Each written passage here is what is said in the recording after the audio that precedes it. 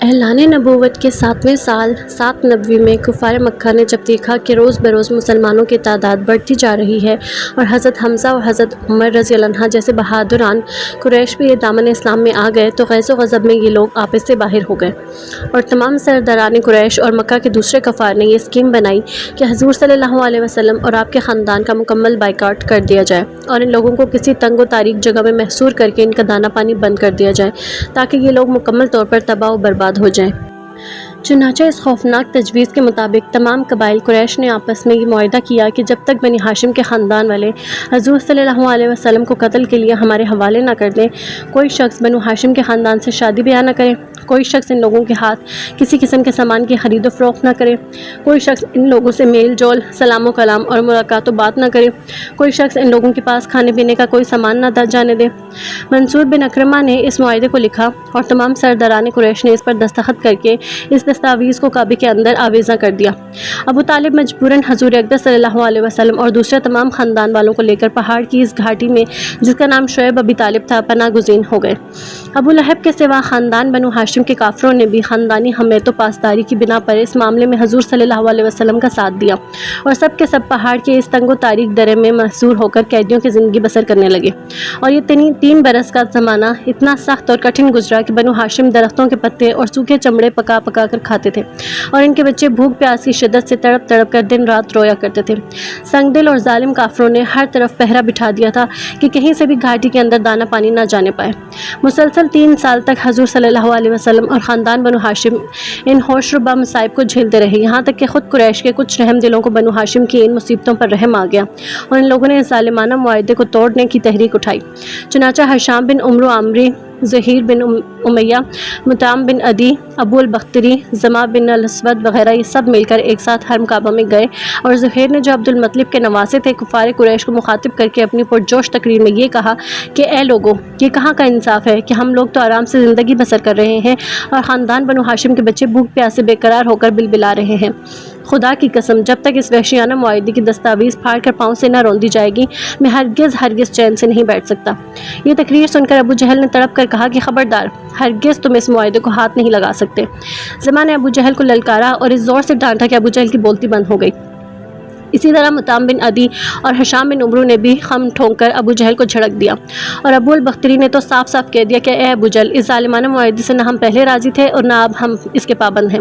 اس مجمع میں ایک طرف ابو طالب بھی بیٹھے ہوئے تھے، انہوں نے کہا کہ اے لوگوں، میرے بھتیجے محمد صلی اللہ علیہ وسلم کہتے ہیں کہ اس معاہدے کی دستاویز کو کیڑوں نے کھا ڈالا ہے اور صرف جہاں جہاں خدا کا نام لکھا ہوا تھا اس کو کیڑوں نے چھوڑ دیا ہے، لہٰذا میری رائے یہ ہے کہ تم لوگ اس دستاویز کو نکال کر دیکھو، اگر واقعی اس کو کیڑوں نے کھا لیا ہے اور جب تو اس کو چاک کر کے پھینک دو، اور اگر میرے بھتیجے کا کہنا غلط ثابت ہوا تو میں محمد کو تمہارے حوالے کر دوں گا۔ یہ سن کر مطعم بن عدی کعبے کے اندر گیا اور دستاویز کو اتار لایا اور سب لوگوں نے اس کو دیکھا تو واقعی بجز اللہ تعالیٰ کے نام کے پوری دستاویز کو کیڑوں نے کھا لیا تھا۔ مطعم بن عدی نے سب کے سامنے اس دستاویز کو پھاڑ کر پھینک دیا اور پھر قریش کے چند بہادر باوجود یہ کہ سب کے سب اس وقت کفر کی حالت میں تھے، ہتھیار لے کر گھاٹی میں پہنچے اور خاندان بنو ہاشم کے ایک ایک آدمی کو وہاں سے نکال لائے اور ان کو ان کے مکانوں میں آباد کر دیا۔ یہ واقعہ 10 نبوی کا ہے۔ منصور بن اکرمہ جس نے اس دستاویز کو لکھا تھا اس پر یہ قہر الہی ٹوٹ پڑا کہ اس کا ہاتھ شل ہو کر سوکھ گیا۔ حضور اقدس صلی اللہ علیہ وسلم شعیب ابی طالب سے نکل کر اپنے گھر میں تشریف لائے اور چند ہی روز کفار قریش کے ظلم و ستم سے کچھ امان ملی تھی کہ ابو طالب بیمار ہو گئے اور گھاٹی سے باہر آنے کے 8 مہینے بعد ان کا انتقال ہو گیا۔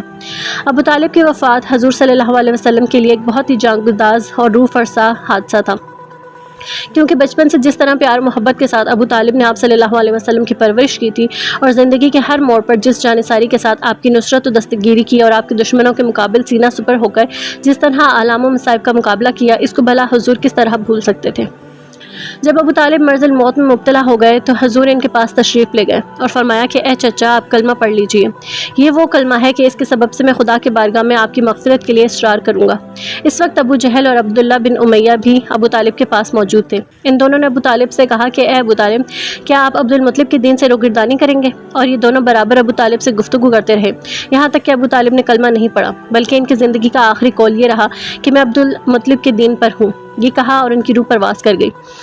حضور رحمت عالم صلی اللہ علیہ وسلم کو اس سے بڑا صدمہ پہنچا اور آپ نے فرمایا کہ میں آپ کے لیے اس وقت تک دعائے مغفرت کرتا رہوں گا جب تک اللہ تعالیٰ مجھے منع نہ فرمائے گا۔ اس کے بعد یہ آیت نازل ہو گئی، یعنی نبی اور مومنین کے لیے یہ جائز ہی نہیں ہے کہ وہ مشرکین کے لیے مغفرت کی دعا مانگیں، اگرچہ وہ رشتہ دار ہی کیوں نہ ہو، جب انہیں معلوم ہو چکا ہے کہ مشرکین جہنمی ہیں۔ حضور اقدس کے قلب مبارک پر ابھی ابو طالب کے انتقال کا زخم تازہ ہی تھا کہ ابو طالب کی وفات کے 3 دن یا 5 دن کے بعد حضرت بی بی خدیجہ بھی دنیا سے رحلت فرما گئی۔ مکہ میں ابو طالب کے بعد سب سے زیادہ جس ہستی نے رحمت عالم کی نصرت و حمایت میں اپنا تن من دھن سب کچھ قربان کیا، وہ حضرت بی بی خدیجہ کی ذات گرامی تھی۔ جس وقت دنیا میں کوئی آپ کا مخلص مشیر اور غمخوار نہیں تھا، حضرت بی بی خدیجہ ہی تھی کہ ہر پریشانی کے موقع پر پوری جانثاری کے ساتھ آپ کی غمخواری اور دلداری کرتی رہتی تھی۔ اس لیے ابو طالب اور حضرت بی بی خدیجہ دونوں کی وفات سے آپ کے مددگار اور غمگسار دونوں ہی دنیا سے اٹھ گئے، جس سے آپ کے قلب نازک پر اتنا عظیم صدمہ گزرا کہ آپ نے اس سال کا نام عام الحزن یعنی غم کا سال رکھ دیا۔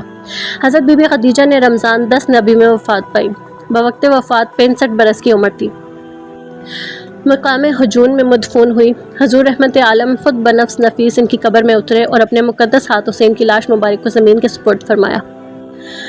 مکہ والوں کے عناد اور سرکشی کو دیکھتے ہوئے جب حضور رحمت عالم صلی اللہ علیہ وسلم کو ان لوگوں کی ایمان لانے سے مایوسی نظر آئی تو آپ نے تبلیغ اسلام کے لیے مکہ کے قرب و جوار کی بستیوں کا رخ کیا۔ چنانچہ اس سلسلے میں آپ نے طائف کا بھی سفر فرمایا۔ اس سفر میں حضور کے غلام حضرت زید بن حارثہ بھی آپ کے ہمراہ تھے۔ طائف میں بڑے بڑے عمرہ اور مالدار لوگ رہتے تھے۔ ان رئیسوں میں عمرو کا خاندان تمام قبائل کا سردار شمار کیا جاتا تھا۔ یہ لوگ 3 بھائی تھے، عبد، یلیل، مسعود، حبیب۔ حضور ان تینوں کے پاس تشریف لے گئے اور اسلام کی دعوت دی۔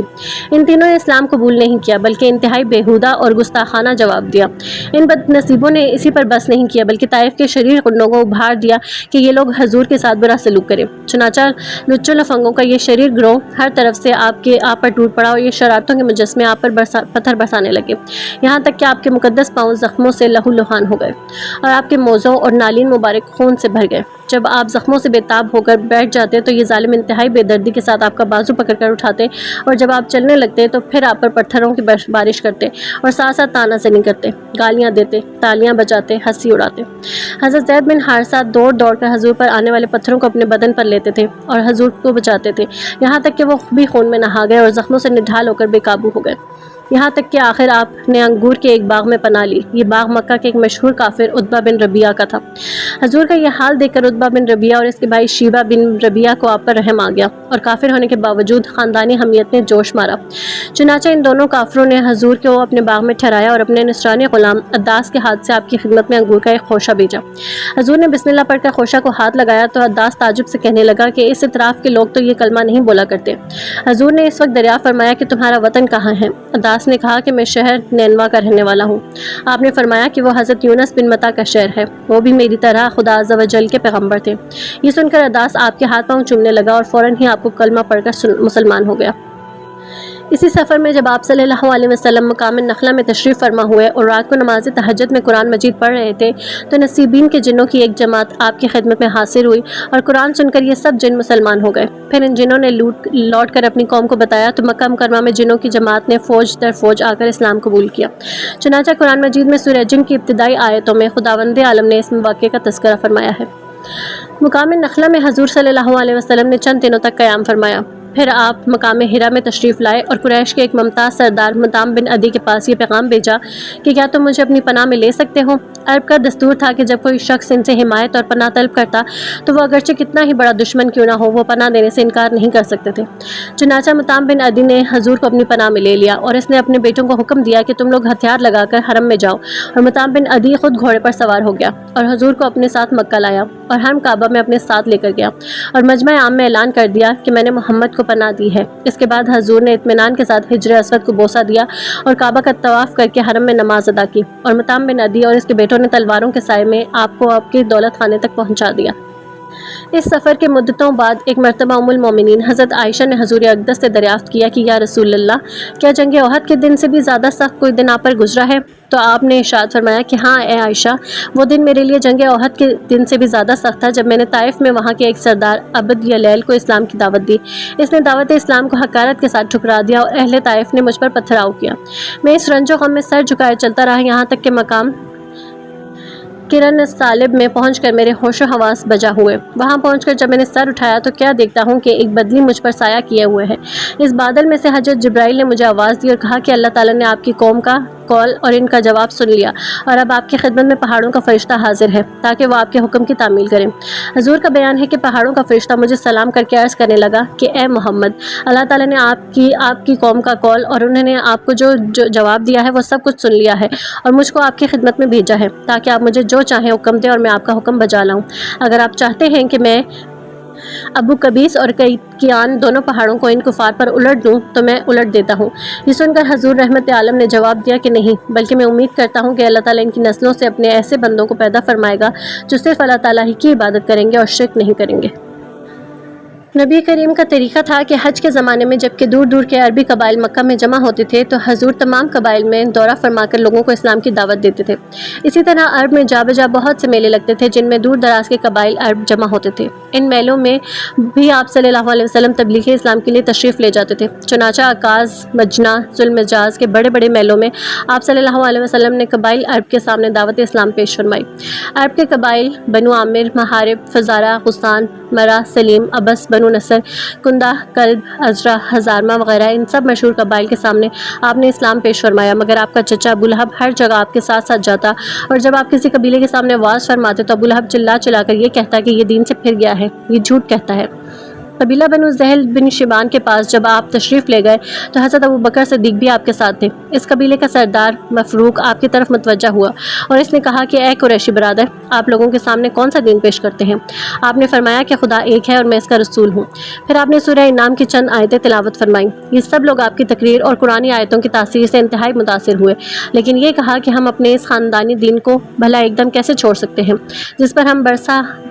برس سے کاربند ہیں۔ اس کے علاوہ ہم ملک فارس کے بادشاہ کسریٰ کے زیر اثر اور رعیت ہیں اور ہم یہ معاہدہ کر چکے ہیں کہ ہم بادشاہ کسریٰ کے سوا کسی اور کے زیر اثر نہیں رہیں گے۔